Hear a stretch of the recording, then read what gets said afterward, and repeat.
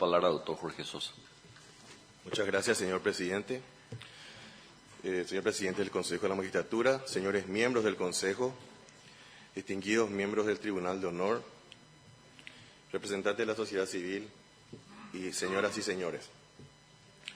Realmente es un honor para mí como abogado y como miembro del Ministerio Público formar parte de la lista de postulantes a la Fiscalía General del Estado.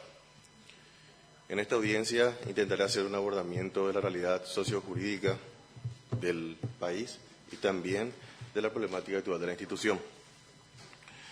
Respecto al rol del Ministerio Público en un Estado de Derecho, en primer lugar, el concepto de Estado de Derecho y de Estado Social de Derecho viene de la escuela alemana, entendiéndose por el primero, es decir, el Estado de Derecho, aquel en el cual sus autoridades se rigen, se manifiestan y se encuentran subordinadas al orden jurídico vigente. Es lo que se conoce como el Estado de Derecho formal. Es decir, cuando toda la acción social y estatal se encuentra, determinan que el poder se encuentre subordinado al orden jurídico. Es decir, tanto subordinantes como subordinados se encuentran bajo el imperio de la ley. Sin embargo, cuando le agregamos la excepción de Estado social de derecho, entendemos a aquel que tienda a suprimir las desigualdades sociales. Gracias. Con el término social se busca o se pretende que la acción del Estado vaya dirigida a garantizar unas condiciones de vida dignas para todos los ciudadanos. Es decir, lo que los constituyentes han buscado resaltar al calificar al Estado paraguayo como un Estado social de derecho es de que el Estado no deba limitarse a interferir o reducir las libertades, el ejercicio de las libertades públicas, las libertades del ser humano, sino también exige de que se ponga en movimiento para poder justamente ir derribando todas aquellas desigualdades sociales, ¿verdad? Y darle a todos las oportunidades necesarias para que puedan desarrollar sus aptitudes y obtener y superar los apremios materiales. Y el Ministerio Público surge así como un ente extra poder, justamente para garantizar al ciudadano esa necesidad que tiene de poder encontrar respuestas en los órganos jurisdiccionales a sus reclamos cuando un bien jurídico suyo ha sido afectado. La Constitución del año 1992 ha considerado al Ministerio Público o ha impuesto el desafío de un Ministerio Público autónomo y con autarquía presupuestaria, cuyo rol principal es representar a la sociedad ante los órganos jurisdiccionales. En el caso de que este representante pueda acceder al cargo de fiscal general del Estado, esta tarea, es decir, de facilitar el acceso de la ciudadanía a la justicia, será priorizada por mi parte. ¿Y cómo lo haremos esto? Intentaremos crear mayor cantidad de unidades fiscales en todo el país. Esto es, no solamente crear, sino dotar los recursos necesarios al respecto. También procurar de que justamente las personas de escasos recursos puedan acceder al tan anhelado bien de justicia, y en especial a aquellas comunidades indígenas que se vean afectadas y que se encuentran entre los grupos más vulnerables. Es sabido que el Ministerio Público, que tiene como función representar a los órganos jurisdiccionales como requiriente de la equidad sobre la base de la búsqueda de la verdad, cumple o tiene como obligación también otros roles impuestos por la Constitución Nacional. Es decir, estos están clasificados en la misma Constitución, como son el respeto a los derechos y las garantías constitucionales, la defensa del patrimonio público y social, del ambiente, de los intereses difusos y los derechos de los pueblos indígenas. Todas estas de rango constitucional que serán abordadas por mi parte en caso de acceder al cargo con total responsabilidad. En cuanto al funcionamiento actual del Ministerio Público,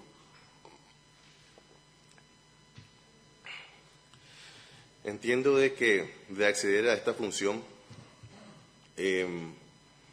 priorizaremos una mayor y mejor distribución de las unidades fiscales en todo el país. Esto lo haríamos en razón de territorio y también por áreas temáticas. Estas buscarán brindar servicios a la ciudadanía con trámites que sean mucho más ágiles que los actuales y con una mayor cobertura territorial, de modo que los ciudadanos puedan acceder en forma directa, rápida y oportuna a la justicia. Pero esta tarea no es fácil. Pueden caer en un mar de intenciones si es que si no encuentra a un fiscal general que pueda acompañar con liderazgo efectivo estos cambios o transformaciones que son necesarias, tanto a nivel externo como a nivel interno. A nivel externo, tener el suficiente liderazgo y la capacidad negociadora para obtener los recursos suficientes de los distintos órganos o poderes del Estado para poder cumplir eficazmente con sus roles. Si pretendemos llevar la justicia a aquellos sectores mucho más carenciados y que necesitan o se encuentran en situación de vulnerabilidad, necesitamos contar con esos recursos. Y ahí está donde la habilidad de un fiscal general del Estado para poder obtener y saber negociar con los órganos que deben otorgar finalmente los recursos, tener la capacidad para poder justamente conseguir estos recursos que sean aptos para desarrollar adecuadamente las funciones. También a nivel interno debe tener un liderazgo efectivo sobre sus mismos agentes fiscales, sobre sus mismos funcionarios, para poder realizar los cambios que sean necesarios a nivel interno. Realizar esos cambios de paradigma que a veces hacen que nos encontremos en una misma forma de actuación que a veces no redunda en una eficaz solución a los problemas de la ciudadanía. Mi compromiso actual es seguir con las tareas que ya han sido iniciadas, tanto como por administraciones anteriores como por la administración actual, en el sentido de seguir mejorando la capacidad de gestión del Ministerio Público, potenciar las políticas de gestión que estén destinadas a, como dije en primer lugar, facilitar el acceso a la ciudadanía, logrando una presencia mucho más tangible del Ministerio Público para los ciudadanos. Un Ministerio Público que sea mucho más cercano al ciudadano. Priorizar, y en este sentido tiene en relación al primer punto, la atención con sensibilidad al ciudadano. Eso es una carencia que hemos podido detectar a lo largo del ejercicio de la función. La necesidad que tenemos de que tanto funcionarios como agentes fiscales sean capacitados en atención con sensibilidad al ciudadano, ponerse en el lugar de quien acuda ante ellos, de modo a poder darle una respuesta efectiva y adecuada a lo que ellos reclaman. Alcanzar una mayor eficiencia y eficacia en la labor fiscal. Esto obviamente debe lograrse con los procesos de control de gestión, procesos en línea, procesos de auditorías constantes y la constante capacitación de los funcionarios y agentes fiscales. Buscar los convenios con las instituciones afines, con el Poder Judicial, con la Policía Nacional, con el Ministerio del Interior, en otras áreas, con la Secretaría del Ambiente, con el Infona, en el caso de delitos ambientales, con la Dirección de Propiedad Intelectual, en el caso de delitos de propiedad intelectual, con organismos relativos a los derechos humanos, en el caso de los derechos humanos. Otro objetivo principal es transparentar toda la gestión del Ministerio Público. Decíamos la capacitación permanente de agentes y funcionarios fiscales. Crear más fiscalías especializadas, sobre todo en el interior del país, donde hay una necesidad imperiosa de poder contar con fiscalías especializadas como de delitos ambientales, que actualmente tenemos 20, pero se hace necesario poder contar mucho más, de delitos contra los derechos humanos, de delitos con respecto a la trata de personas, que investigan la trata de personas, delitos contra la propiedad intelectual, de narcotráfico, abigeato, etcétera. Entendemos también de que es necesario poder ampliar lo que hoy en día está vigente, es un programa piloto de control de gestión fiscal en línea. Es una necesidad urgente de que podamos contar en tiempo real esa información desde los sistemas de control, cómo se está desarrollando la actividad de los agentes fiscales en sus respectivas carpetas de investigación. Esto se está aplicando hoy en día de manera piloto y esperamos poder contar con los recursos necesarios para que esta finalmente, al término de una gestión eficaz, pueda abarcar a todas las unidades fiscales que se encuentran en el país. No es una tarea fácil, repito, porque hay que conseguir los recursos para eso. Imagínense en una fiscalía de esta en Filadelfia o que está allá ni siquiera existe Internet. O sea, ¿cómo pretendemos que poder contar con esas herramientas de control, de poder tener en tiempo real la información necesaria de la actividad de los objetos fiscales si ni siquiera tenemos esa herramienta tecnológica para poder desarrollar? Obviamente se hacen de otro modo los controles, que son auditorías de gestión permanente, donde se ven a realizar controles no solamente cuantitativos, sino también controles cualitativos, es decir, la calidad de la gestión fiscal. Debemos de ver de por qué y de qué manera se están presentando los requerimientos conclusivos. Otro punto que intentaré promover es el fortalecimiento de la carrera fiscal. Hoy tenemos una carrera fiscal que, si bien está establecida en la ley orgánica del Ministerio Público, necesitamos que también sea reforzada ya desde el inicio en que uno ingresa al Ministerio Público, de modo que justamente esto al funcionario que sea capacitado a lo largo del Ministerio Público y que constituye un recurso humano fundamental para la institución, pueda seguir en la misma, no emigre hacia otros lugares, de modo que pueda tener garantizada una carrera fiscal que le permita concluir finalmente al cabo de sus años de trabajos con un cargo que debe ser finalmente de fiscal o de fiscal adjunto, si así corresponde. El Centro de Entrenamiento del Ministerio Público entiendo que es un órgano institucional de vital importancia. Requiere de que esté en permanente búsqueda de capacitar a los funcionarios en todo lo que se refiere a la legislación, en los regímenes procedimentales, en los respectivos instructivos que son dictados por el Ministerio Público, en las reglas y tratados que son aprobados por el Paraguay y en las cuales afectan en cuanto a su aplicación al Ministerio Público. Debemos jerarquizar el nivel del centro de entrenamiento del Ministerio Público, si es posible lograr su reconocimiento como a nivel académico en el Ministerio. También otro punto sería dinamizar un proceso de construcción de locales propios. Necesitamos tener una identidad como Ministerio Público, por eso es necesario poder contar con más locales propios, porque hoy en día la erogación que se da en materia de alquileres, tanto locales propios para sedes como los depósitos de evidencia, es altísima. Entonces debemos ir profundizando esta tarea de conseguir estos recursos para obtener definitivamente los locales propios y también, decía, poder que la gente sienta identificada dónde está el Ministerio Público y tener una presencia institucional mucho más tangible para el ciudadano. También intentaríamos ampliar las materias de pericia y fortalecer la labor del laboratorio forense del Ministerio Público, si es posible con recursos propios o a través de acuerdos con organismos nacionales o internacionales.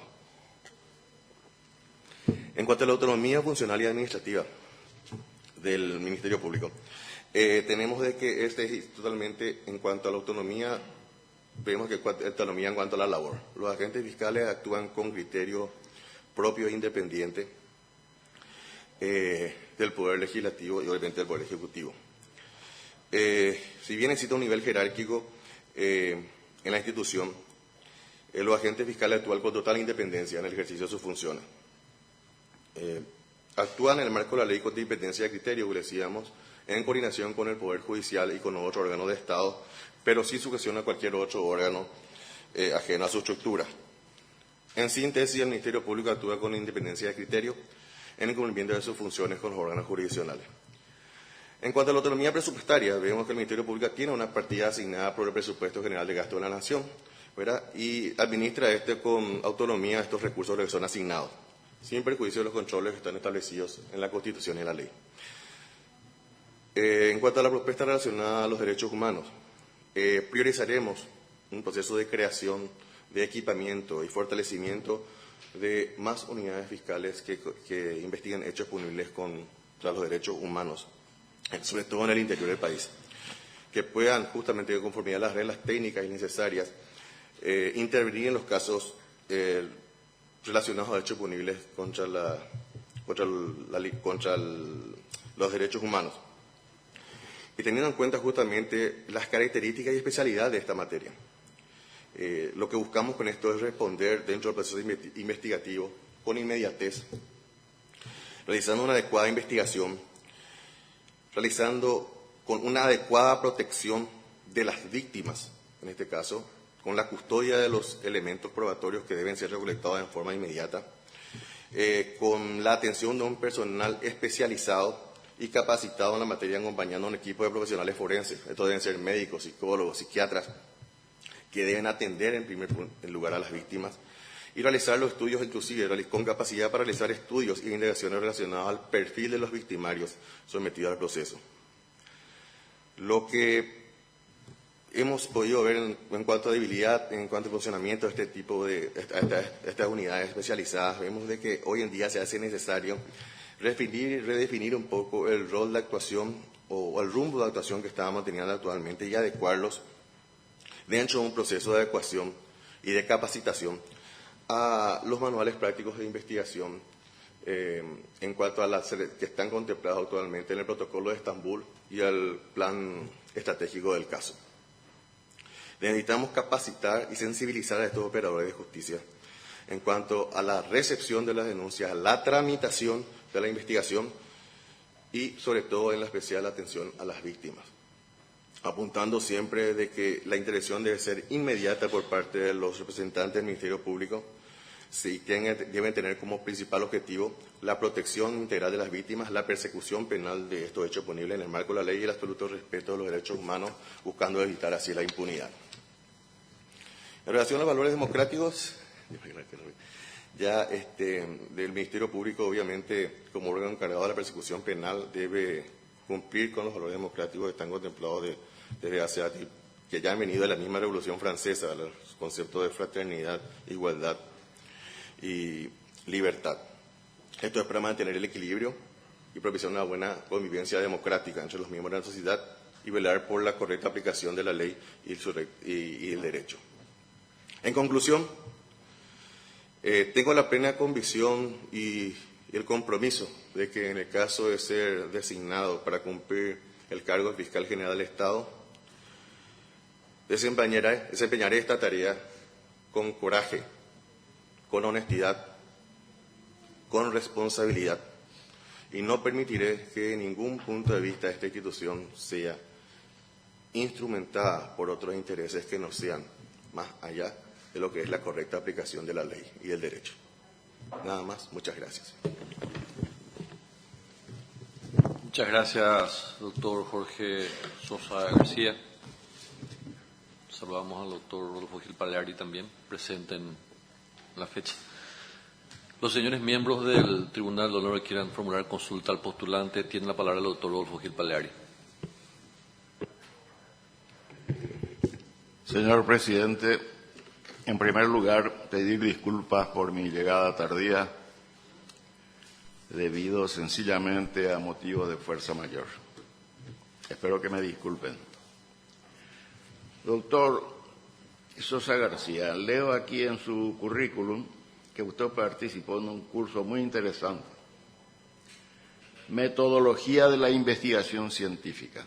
Todos sabemos que hoy en día cualquier investigación está basada en premisas científicas. Me gustaría saber, o me gustaría que usted amplíe un poco más en qué consiste esto, cuál es nuestra situación país en esta materia, y si usted fuera fiscal general del Estado, ¿qué haría para mejorar, si hay algo que mejorar? Muchas gracias, señor doctor Gil Paleari. Sí, cuando hablamos de metodología de la investigación científica, hablamos de los protocolos que debemos elaborar a nivel, y hablo desde el punto de vista institucional, para poder hacer el desarrollo y una hipótesis de un caso. Cuando tenemos un caso específico de hecho punible, ¿qué hacemos? Elaboramos una hipótesis, hacemos una recolección de los elementos probatorios, y allí, en la recolección de esos elementos probatorios, entra el primer componente técnico. El primer componente técnico es porque entra el laboratorio forense, a través de sus distintas especialidades, hace la recolección de estas evidencias, y luego debemos hacer esa conjugación entre lo que se va obteniendo en materia de elementos probatorios de tipo técnico hacer una interrelación con lo que procesalmente estamos investigando. Y ahí es donde debemos establecer un método, de modo a que ambos puedan correlacionarse entre sí y sirva evidentemente de ayuda para la agente fiscal cuando finalmente debe presentar algún requerimiento conclusivo. Es decir, esa metodología que debemos empezar a practicar debe estar establecida y protocolizada o estandarizada, de modo de que todos los agentes fiscales en determinados casos puedan desarrollar una estrategia del caso, que se llama un plan estratégico del caso, ¿verdad? Y vincular este plan estratégico del caso con los criterios técnicos de investigación que nos dan los organismos de apoyo técnico, en este caso laboratorios forenses, como puede ser también inclusive lo que nos facilita, las pericias que nos realiza la Policía Nacional. Y a partir de ahí, justamente a través de ese plan estratégico del caso, finalmente desarrollar una conclusión que permita realizar el requerimiento conclusivo más adecuado al caso. Sí. ¿Y cuál es nuestra situación? ¿Estamos en condiciones nosotros de elaborar una conclusión científica definitiva en un caso dado? Sí, de hecho que el Ministerio Público en sus distintas áreas enfoca esto de manera integral. Yo quiero hablar de la experiencia que tengo como fiscal adjunto encargado de las fiscalías ambientales, donde estoy desarrollando más cabalmente mi labor ya desde hace varios años. Y le pongo un ejemplo: las normas ambientales tienen la característica, en cuanto a técnicas legislativas se refiere, de que son normas penales en blanco, es decir, normas penales en remisión. Es decir, para que el tipo penal se configure, necesita justamente haber un incumplimiento de una disposición administrativa o también de que la actividad desarrollada afecte de una manera grave al medio ambiente. Pero para nosotros que somos operadores de justicia y somos simples abogados, ¿verdad? ¿Cómo determinar cuando una actividad es, en primer lugar, violatoria a una norma de tipo administrativo? Eso nos exige, en primer lugar, de que tengamos que estar en constante capacitación, adecuación a las distintas normas o disposiciones administrativas que son dictadas tanto por la autoridad de aplicación como los municipios. Pero por otra parte, y lo más importante, es tener el conocimiento técnico de lo que se está siendo investigado. Y allí es donde entran los protocolos de actuación. Es decir, que si sabemos que estamos ante un caso de contaminación de un cauce hídrico, ¿verdad?, independientemente de la labor que procesalmente nos corresponde a los agentes fiscales, debemos tener un protocolo de también cómo intervenir y recolectar las evidencias y las pruebas. Y cómo, en base a la recolección de esas evidencias y esas pruebas, que tienen un carácter científico, los agentes fiscales debemos atender en la conclusión que nos dan los técnicos y especialistas en la materia, de modo a poder tener una visión mucho más amplia y finalmente concluir si el hecho que está produciendo hoy en día está produciendo algún resultado hoy en día, puede ser de consecuencias ya irreversibles o no, y también nos puede determinar el grado y la gravedad del mismo, de modo a que el requerimiento que finalmente vamos a presentar sea el más adecuado para cada tipo de caso. Gracias, doctor. Muchas gracias. Muchas gracias, doctor Rodolfo Gil Paleari. ¿Algún otro miembro que quiera consultar al postulante? Tiene la palabra la doctora Amparo Sumanio de Pacielo.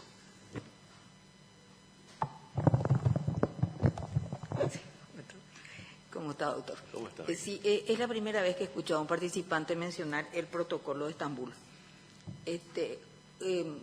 ¿Usted podría darme algunos ejemplos de cómo la utilización de este protocolo en los manuales prácticos cambiaría algo de lo que ya tenemos ahora, que se aplican las 100 reglas de Brasil y todos los anteriores? Así, si por favor puede darme esto. Y después le quiero preguntar algo sobre medio ambiente. Sí.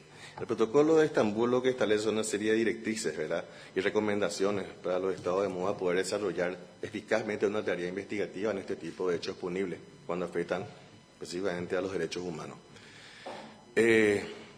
Yo decía de que hoy en día todos los manuales prácticos que están siendo llevados y que están siendo desarrollados actualmente en la ejecución de la labor del Ministerio Público, creo que hoy en día deberían ser un poco revisados de modo a que se adecuen a lo que el protocolo de Estambul establece, ¿verdad? Y ahí hablaba yo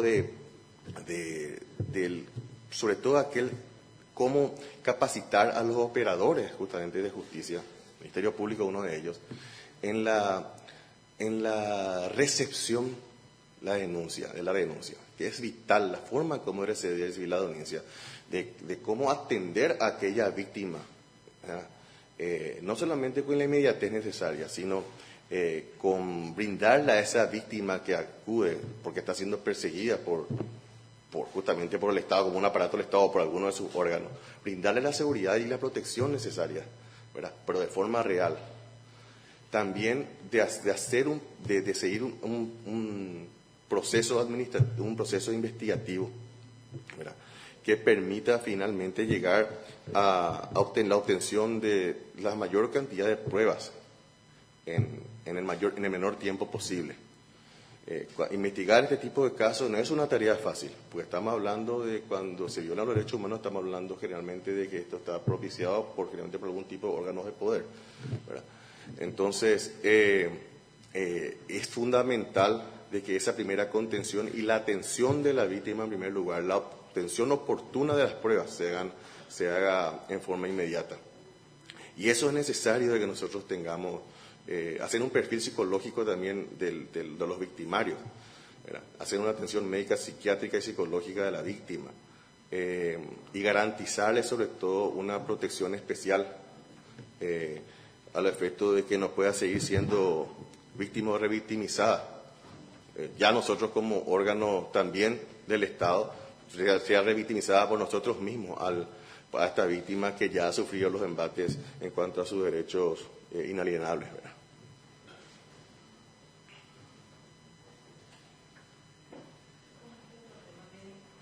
Al tema medio ambiente. Hay una inmensa cantidad de leyes dispersas, casi un centenar, alrededor de un centenar desde el año 66 en adelante, pero usted ayudaría, trabajaría con los demás que necesiten estar en el tema, el Parlamento sobre todo, hacer un código sobre el tema para tener a mano, porque ahora se sabe lo que pasa con el medio ambiente cuando ya pasó. Así mismo. O sea que no se puede, no podemos prever casi, sino sancionar en todo caso, en algunos casos. Sí, totalmente de acuerdo. De hecho que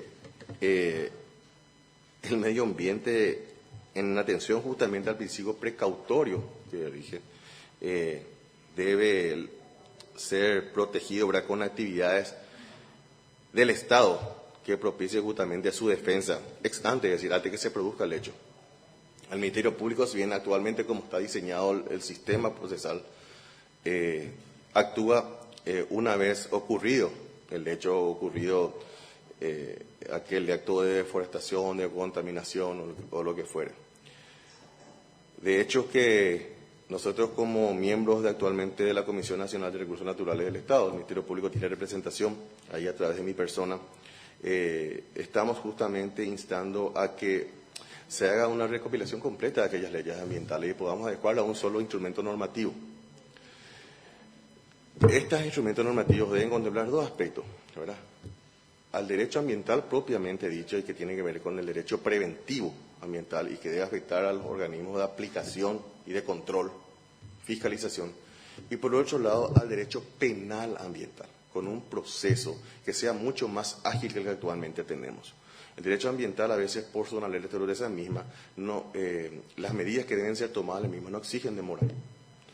Entonces, necesitamos justamente tener un procedimiento mucho más ágil que lo que hoy en día está, con un procedimiento casi especial, diría yo, de modo a poder obtener justamente aquellas medidas que finalmente eviten de que el medio ambiente siga deteriorándose.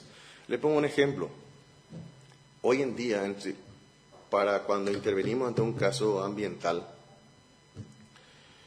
el Ministerio Público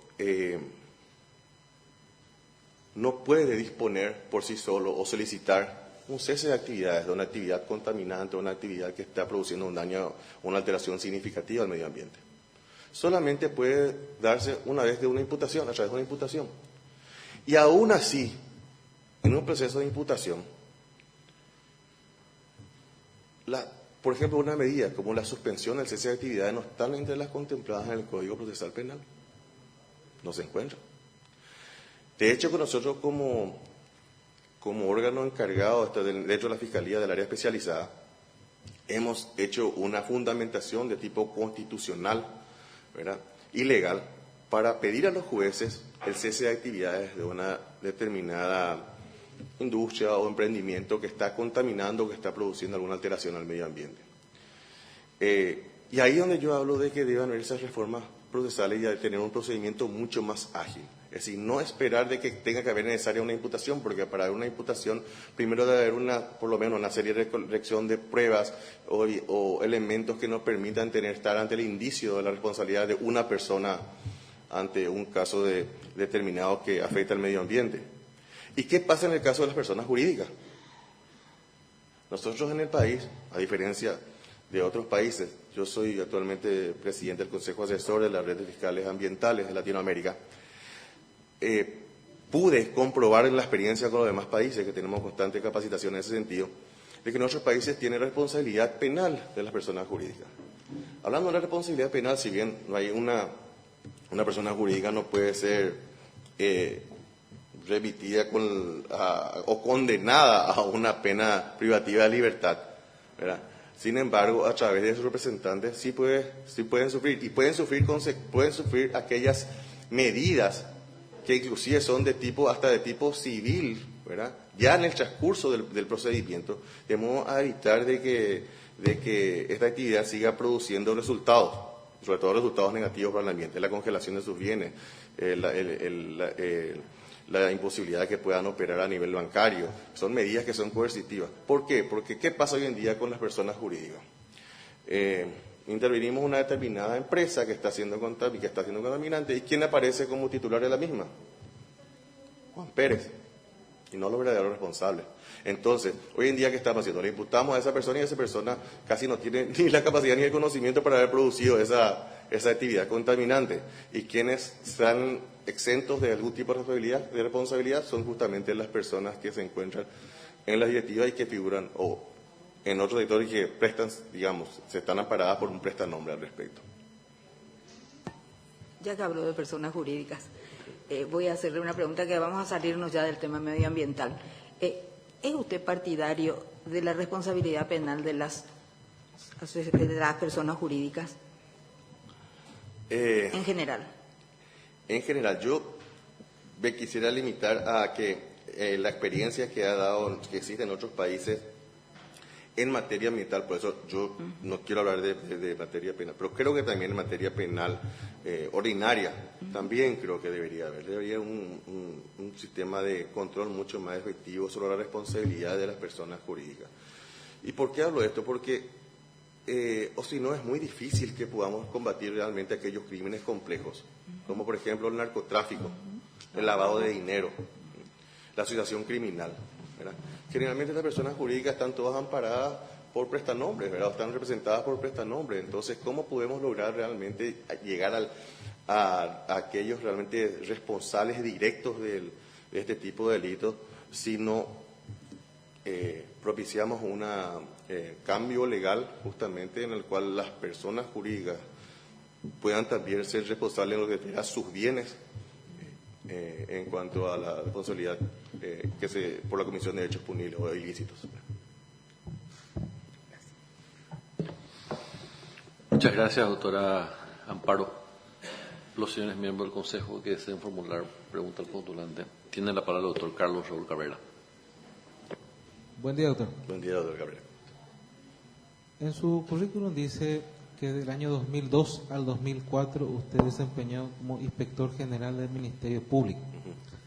En este foro se ha denunciado incluso colegas de agentes fiscales y fiscales adjuntos que aparentemente habría una desproporción entre la situación cuando ingresa un funcionario al Ministerio Público, sobre todo en zonas de frontera, después posteriormente el acrecentamiento de bienes, de vehículos, de calidad de vida.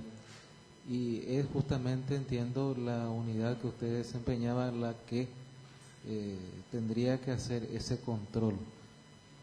¿Cuál sería su visión al respecto de este tema y cuál fue justamente el inconveniente que usted tuvo y qué haría siendo fiscal general del Estado para evitar este flagelo que fue denunciado aquí en este foro, doctor?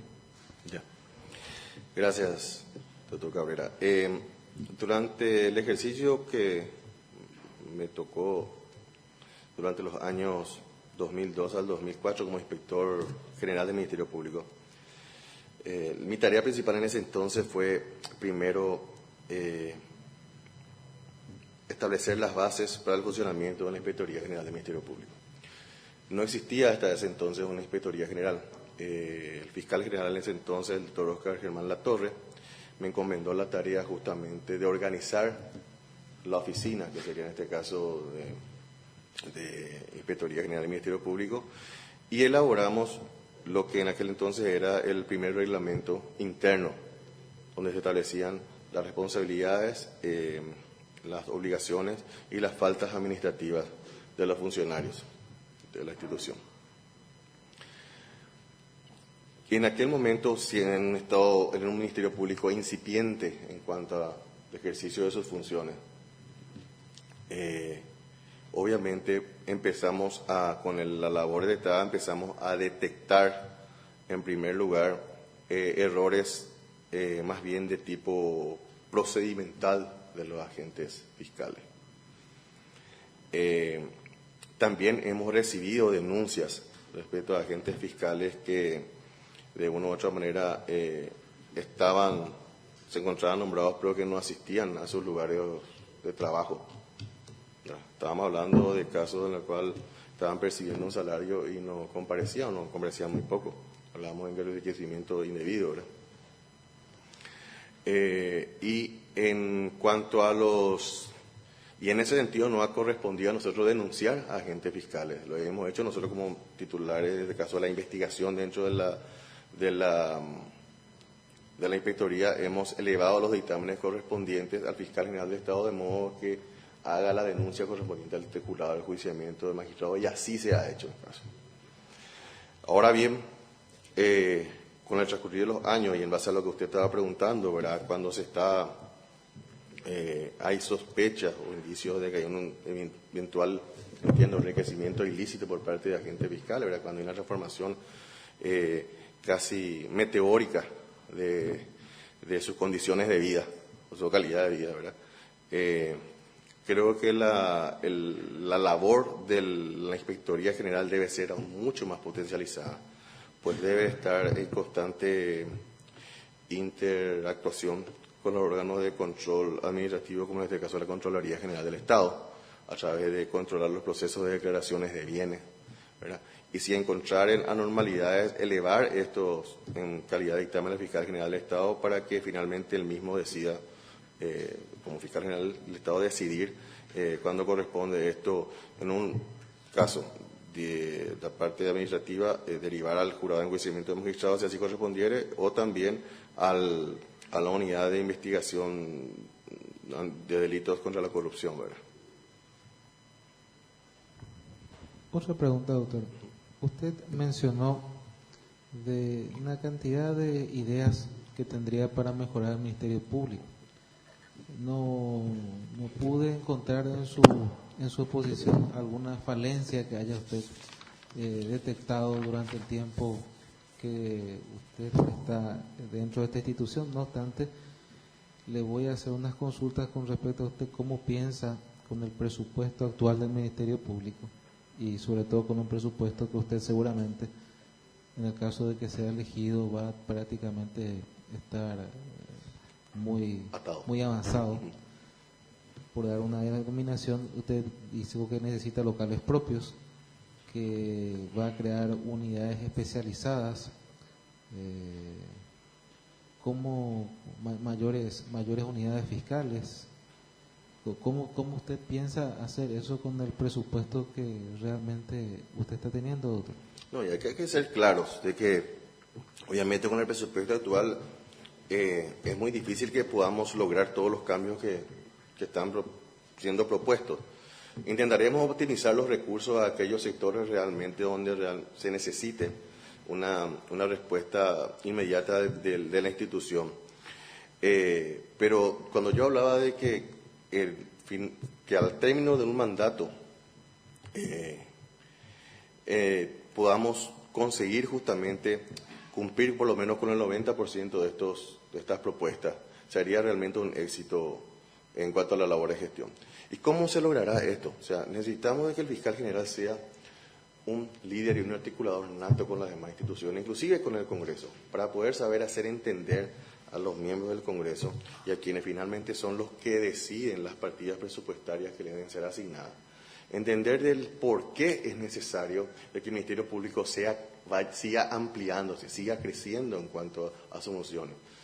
Hay una realidad, o sea, nosotros necesitamos acercarnos mucho más a la ciudadanía, necesitamos brindar respuestas mucho más rápidas e inmediatas a los problemas de la ciudadanía. Y si bien durante el primer año, como usted está mencionando, cuando estaríamos contando con un presupuesto que ya está vigente prácticamente, inclusive hasta el año 2018, intentaremos que justamente para los siguientes años poder contar con un presupuesto que sea mucho más adecuado y real a las necesidades reales que tiene la institución para hacer frente a lo que es su compromiso real, que es representar a la sociedad ante los órganos jurisdiccionales. Finalmente, doctor, la Fiscalía General del Estado tiene un rol importante en los casos de extradición. Entonces yo quería consultar cuáles son las clases de extradición requeridas al Paraguay en las que deba intervenir el Ministerio Público. Bueno, el Ministerio Público obviamente interviene en los casos de extradición cuando son hechos que son cometidos por ciudadanos. Primero, la extradición de una activa o pasiva, o sea, del lado del punto de vista del Ministerio Público, cuando un hecho punible está cometido por un ciudadano paraguayo en el extranjero. En este caso interviene el Ministerio Público para pedir la extradición, o en el caso un hecho punible de un paraguayo cometido, en el Paraguay y se encuentra en el extranjero, pedir la extradición del mismo cuando encuentra el mérito para ello. Y en otro sentido, al ciudadano extranjero que ha cometido un hecho punible en el extranjero, en un país extranjero y que se encuentre radicado en el país, articular todas las medidas que tiendan a la identificación del mismo, a poner a disposición del juzgado del mismo cuando haya un requerimiento de ese país extranjero al respecto, a través de los conductos legales y diplomáticos correspondientes. Y en este caso, bueno, poner a disposición de ese juez y finalmente el juzgado del órgano jurisdiccional va a ser el que va a decidir si corresponde o no corresponde a la extradición. De nada. Gracias, doctor Carlos Raúl Cabrera. Tiene la palabra el doctor Claudio Baqueta. Buenos días. Buen día, doctor Sosa. Buenos días, doctor. En caso de ser designado fiscal general del Estado, ¿qué prevé como política general para que la Fiscalía de Delitos Ambientales actúe de forma más eficaz y eficiente en los departamentos donde la deforestación es un problema, ¿verdad? Sobre todo en el Chaco y en la zona norte del país? Perfecto. Desde el año 2013 nosotros nos hemos abocado a una tarea de interactuación conjunta con los organismos de control y de fiscalización de la actividad ambiental. Y hablo en este caso específico de la Secretaría del Ambiente del Infona. Nosotros necesitamos de que estas instituciones administrativas funcionen adecuadamente. ¿Por qué? Porque si no existe fiscalización, es imposible que la información de algún tipo de noticias crímenes llegue al Ministerio Público. Yo siempre pongo ejemplo de que cuando me hablan de camiones con rollos que no tienen ningún tipo de documentación y transitan por las rutas, yo siempre digo, estos camiones rolleros no salen en helicóptero, la madera no sale en helicóptero de los bosques. salen por las rutas. Y en todas las rutas nacionales tenemos Policía Nacional, tenemos Secretarías del Infona o puestos del Infona, ¿verdad?, que deben hacer el control de cada uno de este tipo de actividades. Y nosotros debemos seguir articulando el trabajo coordinado primero con la Policía Nacional, con el Infona y con la Secretaría del Ambiente. No podemos tener fiscales que estén parados en la ruta porque estaríamos desnaturalizando la función del agente fiscal, ¿verdad? Lo que debemos de exigir es que las instituciones cumplan con su rol, y para eso articulamos un sistema de control mutuo. Es decir, debemos controlarlo mutuamente la actividad para ver justamente si realmente alguno de ellos estamos fallando en cuanto a lo que nuestro rol se refiere. Y quiero hablar específicamente de las zonas donde sufre el mayor índice de deforestación, que son los departamentos de San Pedro, Canindeyú, Alto Paraná, Caguazú, ¿verdad? Tratar de intentar, y de hecho que lo estamos logrando porque son las estadísticas oficiales, yo me quiero guiar por las estadísticas oficiales, hemos tenido una reducción de la deforestación del año 2013 al año 2017. Los índices de deforestación han bajado. Es decir, se han reforzado un poco más los controles y también se han iniciado muchos más procesos investigativos que han conseguido penas. En el último quinquenio, les quiero comentar, en un país donde no había una cultura ambiental, hay que decir, los paraguayos no tenemos una cultura ambiental de respeto y de convivencia al medio ambiente o al hábitat en el cual vivimos. No la asumimos. Es fácil ver esto con cada lluvia como el ciudadano tira basura en los raudales, ¿verdad? No tenemos una conciencia ambiental. Y digo, en un país donde no tenemos conciencia ambiental, y donde tenemos que hacer notar no solamente a la sociedad, sino a los órganos jurisdiccionales de por qué es importante proteger a nuestro medio ambiente en una herencia que debemos dejar para nuestros hijos. Hemos conseguido en el último quinquenio 164 condenas de penas privativas de libertad, ¿verdad?, que están en el informe justamente de Fiscalía General del Estado, que ha elevado al Fiscal General del Estado, y que para nosotros es un logro, en un país donde existe una conciencia ambiental casi nula, conseguir 164 condenas en materia de hechos punibles contra el medio ambiente. Creo yo que estamos por buen camino. En cuanto a los índices de deforestación en el Gran Chaco, y cuando hablo del Gran Chaco hablo porque no solamente afecta a nuestro país, sino también habla al norte argentino y al sur de Bolivia. En el caso específico de Paraguay, entendemos de que la mayoría, y está comprobado, la mayoría de estos emprendimientos cuentan con un plan de gestión ambiental y con una licencia ambiental. Hay que entender también que la región occidental no rige la ley de deforestación cero. Es decir, al no regir la ley de deforestación cero, obviamente las actividades pueden ser desarrolladas, pero con la debida autorización. Pero ¿qué pasa? Aquellos que son propietarios de inmuebles que quieren iniciar una transformación de uso del suelo, y en la cual la autoridad de aplicación establece de que debe ser realizada en un marco aproximadamente de tiempo de 5 años, ¿qué pasa? En relación a la premura del tiempo y a la necesidad que tiene de recuperar su inversión, esa transformación lo hacen en 1 año, ¿verdad? Entonces ahí donde nosotros como Ministerio Público debemos tener esa información precisa y directa, y la fiscalización de los órganos de control, de modo a tener la información para que nosotros podamos hacer las investigaciones para comprobar finalmente si estamos ante un proceso de incumplimiento de medidas de mitigación. Pero imagínense lo que es para un fiscal ambiental trabajar en el Chaco. Nosotros tenemos actualmente 2 fiscales ambientales en el Chaco. Uno en Villa Ayes, que cumple funciones hasta la zona del Río Verde aproximadamente y el límite con el río Pilcomayo, y otro agente fiscal que tiene su sede en Filadelfia, que le corresponde actuar todo el resto del Chaco, departamento de Boquerón, Alto Paraguay y gran parte de Villa Ayes. Trasladarse a uno de los lugares donde están siendo anunciados un hecho punible ambiental le puede llevar días. Por más que tengan los recursos y los móviles necesarios. Imagínense en cuando hay crecidas y cuando hay lluvias.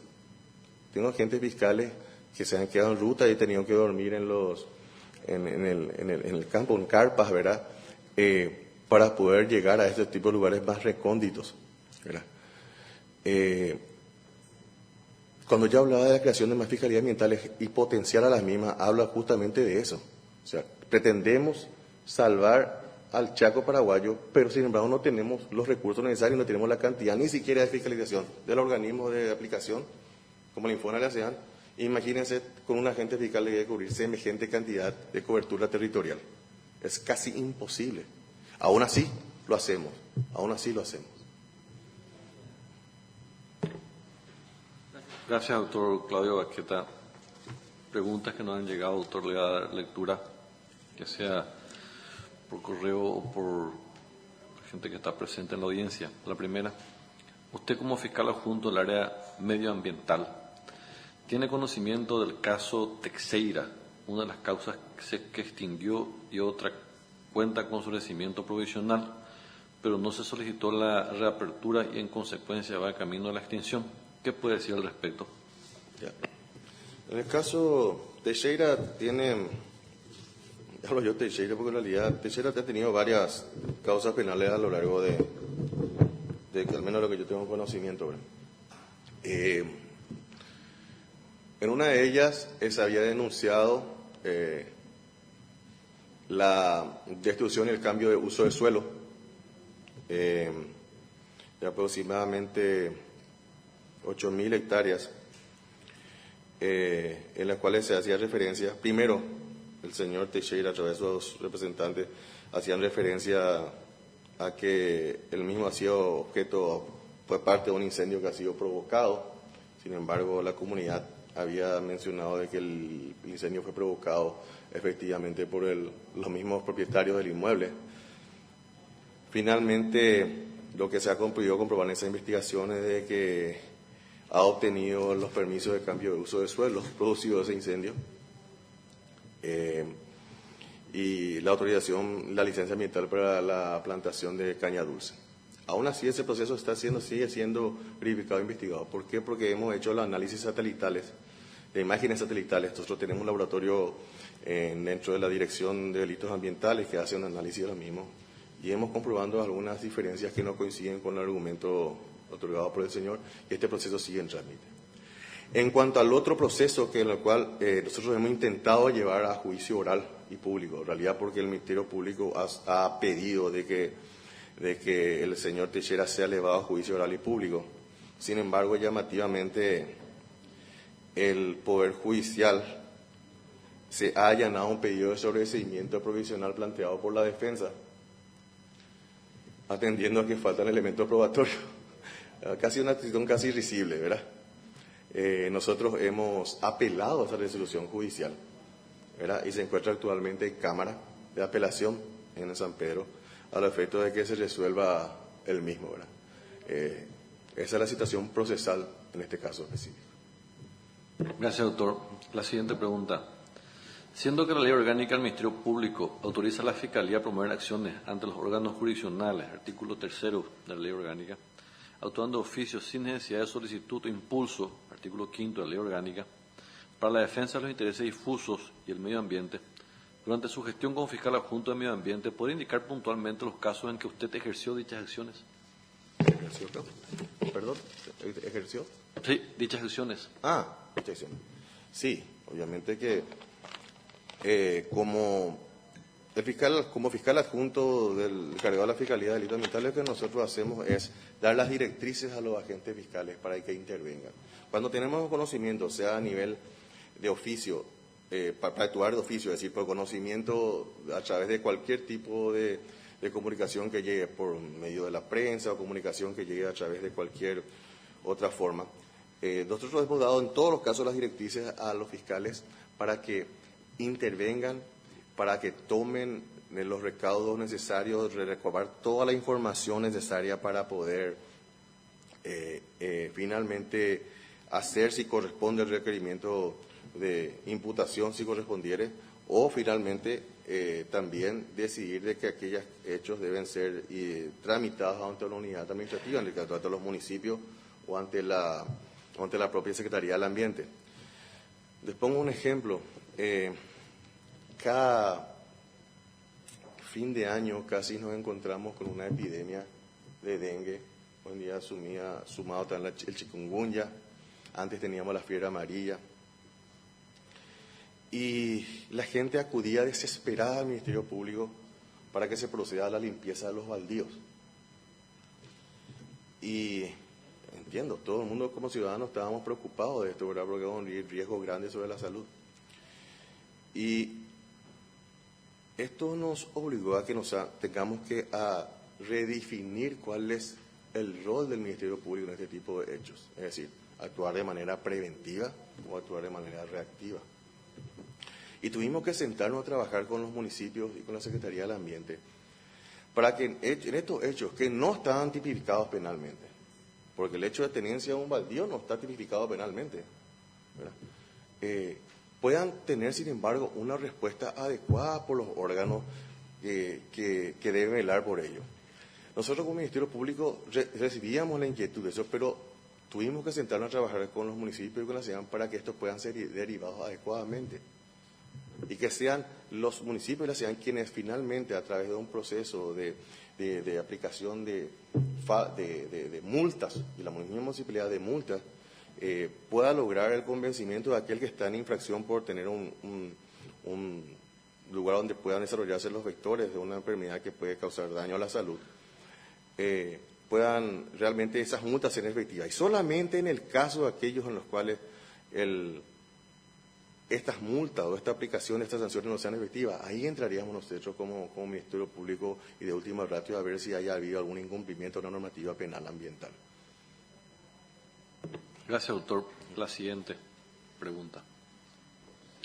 Como fiscal adjunto de Medio Ambiente, ¿qué acción penal pública concreta promovió en defensa del ecosistema del lago Ipacaraí? Porque todas las empresas ubicadas en los distintos afluentes siguen contaminando el lago. ¿Qué ha hecho usted durante su gestión como fiscal adjunto? En el año 2013, cuando me tocó volver a la Unidad Especializada de Delitos Ambientales, y como encargado de la misma, se producía al mismo tiempo lo que se llamaba el boom o el florecimiento de las algas en el lago de Ipacaraí. Y todo el mundo saltó de espanto diciendo el lago de Ipacaraí se pudrió. Y todos nos agarramos en la cabeza y había que buscar los culpables y los responsables. Eso nos obligó a nosotros como Ministerio Público, en primer lugar, a hacer un análisis detallado de cuáles son los actores contaminantes, o cuáles son las actividades contaminantes del lago. Y comenzamos a elaborar los primeros diagnósticos. El primer diagnóstico ya se había hecho en el año 1970 a través de la COICA, que es con la cooperación japonesa, la Oficina de Cooperación Japonesa, habían hecho estudios en cuanto a lo que le deparaba al lago si no se hacían obras de infraestructura complementarias que pudieran evitar justamente que finalmente el lago se convierta en lo que llamamos una gran palangana y casi como una eritrofización, es lo que se llama últimamente. Es decir, el lago se va secando y se va convirtiendo en un gran lugar de barro. ¿Qué decía este estudio que había hecho la COICA? Que el departamento central estaba creciendo a ritmos acelerados, ciudades dormitorios que se instalaban al lado de la asociación, sin ningún tipo de planificación urbanística y mucho menos con algún tipo de planificación ambiental, urbanística ambiental. Se instalaron ciudades, asentamientos, localidades, sin ningún tipo de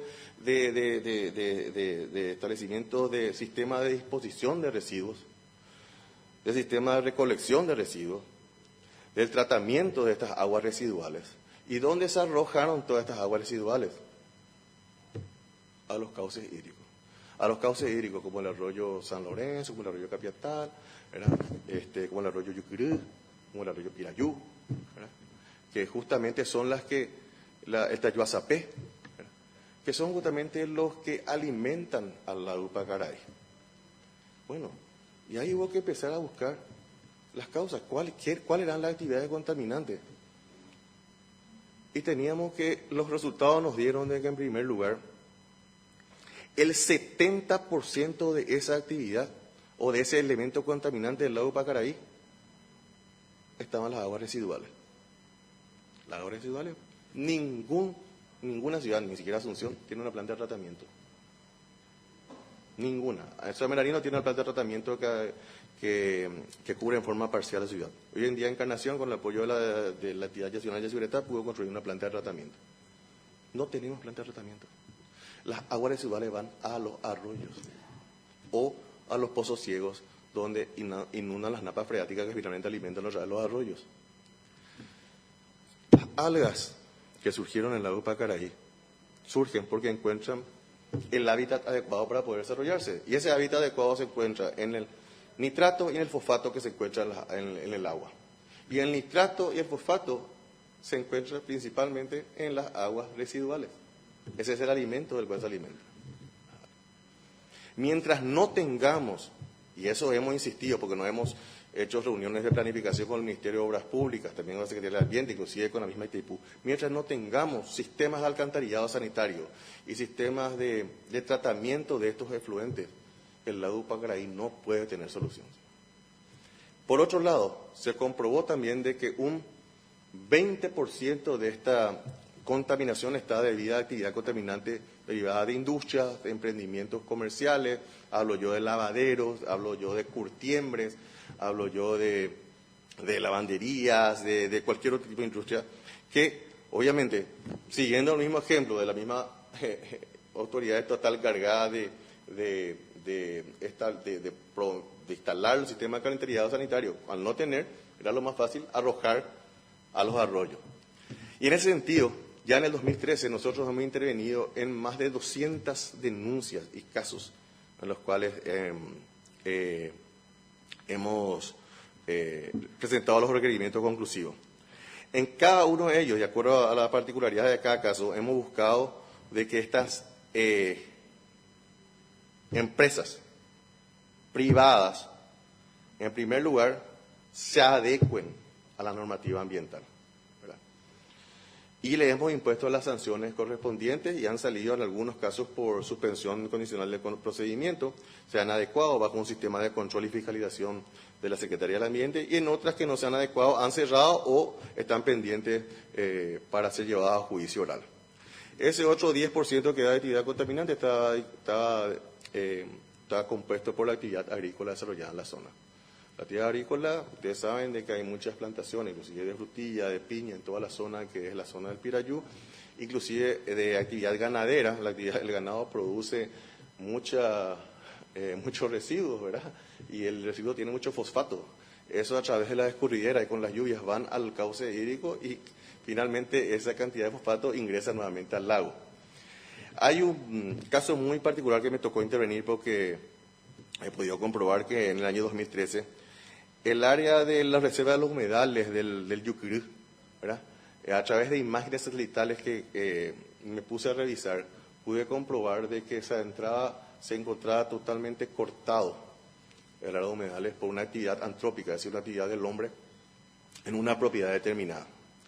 Hemos ingresado al lugar en ese entonces, justamente en compañía del ministro Frete, que es un gran defensor de los derechos ambientales, ¿verdad? Y hemos comprobado realmente que se había construido un terraplén sobre lo que es los humedales de Yucurú, que cortaba por completo la actividad que está desarrollando los humedales. Los humedales tienen una función fundamental porque son los que filtran la calidad del agua a través de las distintas plantas de tipo acuático que crecen en la misma. Es una empresa muy conocida de un ciudadano americano que fue imputado, hoy en día ya fallecido, y se le obligó a demoler por completo ese terraplén que ya llevaba más de 10 años allí y que obviamente estaba afectando la depuración natural de las aguas que provienen finalmente de todos los arroyos y que se embocan en el Yucurú y el Yucurú en un humedal para filtrar las aguas al lago. Derrumbar todo eso y obligar de que ese sistema de humedales vuelva a recuperarse, que va a llevar su tiempo, ¿verdad? Pero que está empezando a funcionar nuevamente de a poco, ¿verdad? Esas son acciones concretas, aparte de las actividades que hicimos de intervención en cada una de estas industrias, obligándoles a que pongan su planta de tratamiento. Teníamos fábricas de curtiembre en la zona de Itagua que no tenían ningún tipo de sistema de tratamiento, a todas ellas se les ha obligado a tener planta de tratamiento. Hoy están funcionando con supervisión de la Fiscalía, de la Secretaría del Ambiente, y esas son tareas que debemos seguir desarrollando. Pero repito, el lado de Pacaraí, si no se hacen aquellas medidas de infraestructura necesarias y hablo a nivel de municipio y del Estado, de contar con alcantarillado sanitario y sistema de tratamiento de los mismos, está condenado definitivamente a morir. Gracias, doctor. La siguiente pregunta. Durante su gestión como fiscal adjunto de Medio Ambiente, ¿qué acción penal pública concreta promovió para que las cloacas que riegan periódicamente en la ciudad de Asunción y el Departamento Central dejen de infestar el ambiente y causar enfermedades en la sociedad? ¿Quién debería estar representada por el Ministerio Público? ¿Quién debería estar representada por el Ministerio Público? Sí, bueno, y casi en la misma respuesta que a la anterior, nosotros hemos, en primer lugar, buscando una articulación con esta institución, en el caso con la ESAP, para establecer, verificar sus planes de gestión ambiental. Hemos instado y hemos obligado que hoy en día estén desarrollando una planta de tratamiento en la zona de Ceballos-Cue, ¿verdad? Y están en proyección otras plantas de tratamiento en la zona, digamos, la zona sur. La ESAP tiene actualmente distintos puntos de descarga. Lo que en principio, y a este gobierno le hemos exigido, fue de que eliminen principalmente las descargas que se hacen en nuestra bahía de Asunción. Ese proceso se inició, la CEAP se ha comprometido derecho y ha realizado las obras para llevar esas descargas en un tubos conectores hacia la zona que es el Estrado Botánico, donde finalmente va a estar una planta de tratamiento.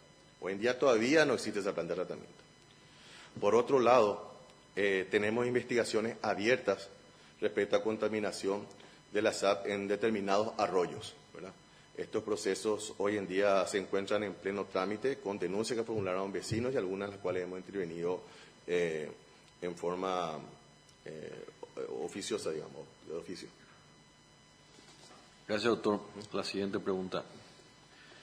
¿Qué ha hecho usted como fiscal adjunto para cumplir con el artículo 7º de la Constitución Nacional, que expresa que toda persona tiene derecho a habitar en un ambiente saludable y ecológicamente equilibrado? Mi función como fiscal adjunto es evitarle que los hechos queden impunes. Nosotros buscamos de que, en primer lugar, yo soy un ciudadano, vivo en este país y quiero también vivir en un ambiente saludable y también quiero que mis hijos vivan en un ambiente saludable. Todas mis acciones están tendientes a que nuestra Fiscalía Especializada Ambientales finalmente sean, en primer lugar, articuladores con organismos de aplicación y de control para que evitar primeramente que los hechos que contaminan el medio ambiente se produzcan, o por lo menos se puedan minimizar. Y finalmente, cuando ello ya no es posible, buscar a través de la sanción penal de que cualquier tipo de actividad contaminante sea definitivamente eliminada o sea modificada. Esa es mi tarea. Gracias, doctor. La siguiente consulta. Como fiscal adjunto de delitos ambientales, ¿puede decirnos casos concretos, cantidades o montos que estén a vista de la ciudadanía en donde las fiscalías a su cargo han logrado cumplir con el artículo 8º de la Constitución Nacional, que expresa todo daño al ambiente importará la obligación de recomponer e indemnizar? Sí. De hecho, yo hablaba de que nosotros tenemos actualmente en el último quinquenio, hemos conseguido 164 condenas en materia de delitos ambientales, de distintos grados. Muchos de las causas ambientales, a veces justamente porque el marco penal lo permite, buscan justamente la defensa de salir por medidas alternativas o suspensiones condicionales de procedimiento. Y esta herramienta procesal es utilizada también por las fiscalías ambientales a los efectos de poder, en primer lugar, bajo un proceso de fiscalización, lograr de que los efectos contra el medio ambiente que han sido producidos por esa actividad sean minimizados o sean revertidos, obligarles, bajo el principio de contaminador-pagador, obligarles a que esa persona recomponga el ambiente que ha sido dañado o en base a su actividad, si quiere beneficiarse con ese tipo de medidas. En segundo lugar, proceder a una reparación social, es decir, quien causó una medida debe reparar el daño que causó a la sociedad con eso. Y hablo de la sociedad porque todos somos finalmente beneficiarios de un medio ambiente sano. Gracias, doctor. La siguiente pregunta. Se habla mucho de lo penal, pero no es menos importante el papel del Ministerio Público en el fuero civil. ¿Podría indicar cuáles son los casos de nulidad en los cuales el Ministerio Público tiene legitimación para accionar en el fuero civil? Bueno, el Ministerio Público, obviamente por la misma ley orgánica, establece que debe representar a la sociedad ante los órganos jurisdiccionales y ejercer la acción penal pública. En materia civil, el Ministerio Público, sobre todo en materia tutelar y civil, ejerce sus funciones evacuando dictámenes al efecto de la correspondencia o no de los pedidos que son tramitados. Hay un desafío que nosotros queremos imponernos, es de que poder llegar de que con las condenas finalmente que son aplicadas en materia penal, podamos pretender también una indemnización civil. Por eso estamos justamente trabajando en esto conjuntamente con el Poder Judicial, para poder tener toda esa información de las condenas que están siendo impuestas en materia de derecho penal ambiental, las causas penales ambientales, de modo que podamos hacer o instaurar las demandas civiles a través de Procuraduría misma, comunicar a Procuraduría las demandas civiles para la recuperación o los procesos de indemnización por el daño que ha ocasionado. Gracias, doctor. ¿Cuál es el rol del Ministerio Público en relación con las personas jurídicas, tales como fundaciones y asociaciones? ¿Qué atribuciones le da el Código Civil al Ministerio Público en dicho campo? Yo hablaba, ¿verdad?, que nosotros debemos, a la pregunta de la doctora, hablábamos de las personas jurídicas, ¿qué atribuciones? Las atribuciones de personas jurídicas están establecidas justamente en el Código Civil, ¿verdad? Lo que nosotros en materia penal, cuando investigamos una persona jurídica, es que debemos ir un poco más allá, si queremos llegar realmente al fondo de la cuestión, a limitarnos a investigar un poco más allá de lo que a prima facie aparecen como responsables. Debemos, si queremos combatir en serio delitos como el terrorismo, el lavado de dinero, lavado de activos, que estamos hablando, ¿verdad?, de eso, asociación criminal, debemos justamente dar mayor, profundizar un poco más la investigación de modo de dar a los verdaderos responsables de este tipo de ilícitos.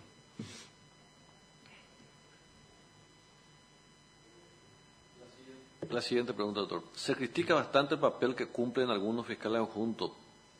¿Se cree usted con suficiente solvencia, capacidad y condiciones éticas para ser fiscal general del Estado? Totalmente.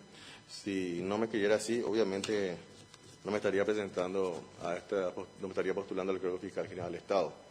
Tengo 13 años de labor como fiscal adjunto, he trabajado con tres fiscales generales y la experiencia de todos estos años creo que me da la suficiente capacidad para poder ejercer con responsabilidad, honestidad y coraje el cargo. Gracias, doctor. La siguiente pregunta. ¿Cree usted que un fiscal adjunto en delitos ambientales puede representar a la sociedad y a todos los paraguayos en defensa del ambiente desde la comodidad de su despacho y haciendo la vista gorda al tráfico de rollos en las rutas, a la tala de bosques para la soja, a la contaminación de las aguas y el acuífero guaraní? ¿Cree usted que esta batalla por la vida se gana sentado en un despacho? Durante su gestión, por lo menos, no leyó las noticias en su despacho. Yo creo que es una apreciación personal. No obstante, me permito nuevamente recalcar de que la función de un agente fiscal no está estar parándose en la ruta o controlando, para eso están los organismos de fiscalización y debemos trabajar con ellos para hacerlo en forma coordinada y que ellos nos brinden la información en tiempo oportuno cuando se comprueba algún hecho ilícito. Justamente lo que me ha caracterizado como fiscal adjunto a lo largo de todos estos años es mi acompañamiento a la labor de los agentes fiscales cuando hay una denuncia repetida. Y hablo yo, desde lo que fue el lago Pacaraí, en casos de deforestación, en casos de contaminación de agua, en casos de contaminación de aire. Yo soy un fiscal que acompaña a los fiscales y acompaña los procedimientos. Yo no soy un fiscal que estoy sentado en mi despacho esperando que la noticia de crímenes me llegue. Al contrario, cuando tenemos conocimiento de la industria o o tenemos conocimiento de que existe algún hecho punible que pudiera estar contaminando el ambiente, inmediatamente nos ponemos en campaña y acompañamos este procedimiento. Yo he acompañado procedimientos en el Chaco, en el norte del país, en el Parque San Rafael. En más de 3 oportunidades hemos hecho procedimientos en combinación con la policía, donde hemos no solamente comprobado la actividad delictiva de extracción de rollos del parque o una reserva nacional, sino la actividad delictiva combinada con otra actividad delictiva que es la plantación de marihuana, y eso sucede en todos los parques nacionales. Hemos hecho ese tipo de intervenciones con helicópteros y hemos castigado a los responsables. Hemos hecho intervenciones en la cuenca del lago Pacarey, intervenido en establecimientos, en mataderías, en curtiembres, en Carapeguá, donde teníamos más de 30 mataderías o curtiembreras que estaban trabajando casi en forma ilegal. Ustedes pasaban por Carapeguá y veían que era la ciudad de los cuervos, era para lleno de cuervos. Hoy en día eso está siendo eliminado.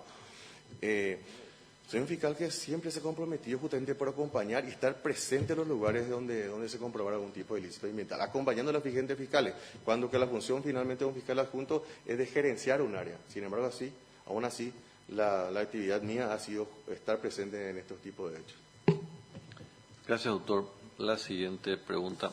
¿Cuál es el papel del Ministerio Público en caso de conocer la existencia de impedimentos a la celebración de un matrimonio civil? ¿Cómo se sustancia una eventual oposición del matrimonio de parte del Ministerio Público? En caso contractual, perdón, ¿me repite? Le leo completamente de nuevo. ¿Cuál es el papel del Ministerio Público en caso de conocer la existencia de impedimentos a la celebración de un matrimonio civil? ¿Cómo se sustancia una eventual oposición al matrimonio de parte del Ministerio Público? Y el Ministerio Público debe tener conocimiento a través de la denuncia que haga la persona que se sienta afectada por ese matrimonio, ¿verdad? Obviamente, nosotros debemos tomar ahí, a partir de ahí, tomar intervención y verificar si está más un hecho o no de bigamia o no. Esa es la única salida que podríamos encontrar. Gracias, doctor. Con esto concluimos las preguntas y también su participación en la audiencia pública respectiva. El Consejo le va a comunicar la siguiente etapa en este proceso. Perdón, tenemos, creo que entendido, me acaban de informar por secretaría una denuncia que le hicieron llegar.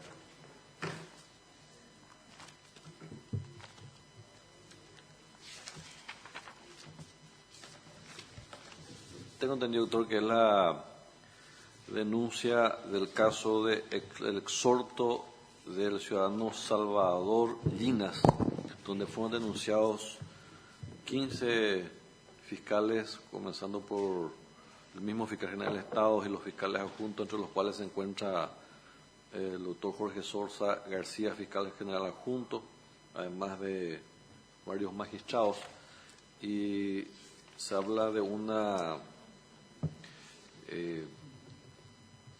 comisión de un supuesto hecho de comisión de hecho punible de producción y uso de documentos públicos con contenido falso, en razón de que el expediente que ha sido tramitado para la extradición de este ciudadano, que ha sido expedido por el Juzgado de Instrucción número 1 de Palma de Mallorca contra el Salvador Llinas en el año 2016 y tramitado expresamente por parte del Ministerio de Relaciones Exteriores, la Corte Suprema de Justicia, la Fiscalía General del Estado, adjuntos y agentes fiscales citados, fue completamente falsa, armada ilícitamente, corporativamente y corruptamente. En caso de que usted haya tenido conocimiento de esto y tuvo participación, ¿qué puede decir al respecto, doctor?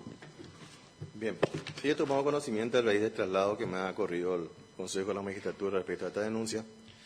En primer lugar, quiero decir de que entre los documentos que me han sido corrido traslado, ¿verdad?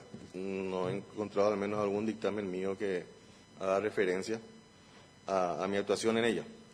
Tampoco en la misma se hace referencia a una descripción fáctica de los hechos de los cuales eventualmente se me podrían estar acusados, ¿no?, en materia penal.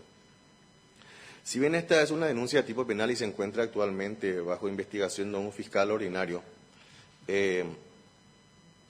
no quisiera que cualquier comentario acá sea malinterpretado como una presión para este agente fiscal que se encuentra, obviamente, en un nivel inferior al cargo que yo ocupo. Y no obstante decir que mi actuación en dicho expediente de extradición, se realizó en el año 2012, ¿verdad? a través de la suscripción del como encargado en ese entonces de la vista y traslado corrido a Fiscalía General del Estado, con la suscripción del dictamen número 1456 de fecha 12 de octubre del 2012. Lo que entiendo que en esa denuncia se hace referencia a un supuesto hecho de ampliación de la extradición que, según el denunciante, esto no se encuentra contemplado en la legislación. Y este supuesto hecho de ampliación data del año 3 de agosto del 2016, es decir, cuando se es recibido a través de la Embajada de España, el Consulado de España, y a través de la Corte Suprema de Justicia, de nuestro primeramente por el Ministerio de Relaciones Exteriores y luego comunicado a la Corte Suprema de Justicia. Estos hechos se habían producido en el año 2016, de los cuales se hacen referencia. Entonces, ¿cómo es posible de que se me pueda acusar de un hecho punible de producción, de un hecho producido en el año 2016, cuando que mi dictamen fue en el año 2012? Esto es un modo de referencia, ¿verdad? Entonces, lo que sea en ese caso, lo que en el través de ese dictamen hemos solicitado que se dicte resolución haciendo lugar al pedido de extradición que había hecho el juzgado de Palma de Mallorca. Acá se presumen que todos los documentos ingresados por la vía diplomática correspondiente tienen plena fe, ¿verdad? También se ha dispuesto que se difiera la entrega del extraditable hasta tanto se encuentre apto para ser trasladado, porque se encontraba bajo un proceso penal en nuestro país, que era Salvador Llena Bauzá sobre apropiación y otros.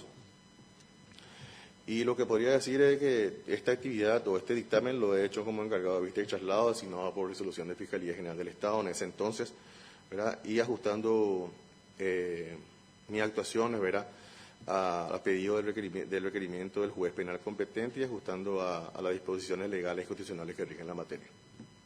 Nada más. Gracias, doctor. Ahora sí creo que ya no tenemos por secretaría ningún documento para usted, así que concluimos la audiencia pública. Si usted desea agregar algo que no le consultamos y que usted considera importante, es momento soltándole la brevedad para el caso. Sí, nada más agradecer al Consejo de la Magistratura y a los señores miembros la deferencia que he tenido y las preguntas que me han formulado también. Creo que este proceso transparente que están llevando a cabo el Consejo de la Magistratura le da una garantía y sobre todo le va a dar una legitimidad suficiente al próximo fiscal general del Estado para ejercer su cargo con total independencia e imparcialidad. Muchas gracias.